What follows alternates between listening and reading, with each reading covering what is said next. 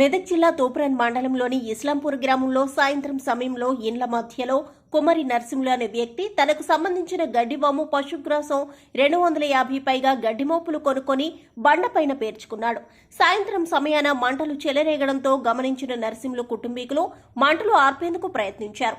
మంటలు భారీగా చెలరేగడంతో పూర్తిగా కాలిపోయింది. ఇది పశువులకు కావలసిన గ్రాసం.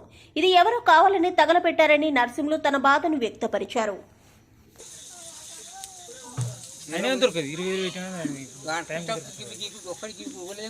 మేము దంపటికి వస్తున్నాము, కూరలు ఫోన్ చేయగానే లచించినాడు. ఎట్లకి వచ్చినాము మొత్తం ఒక నిమిషం కూడా అవుతలేము, ఒకటే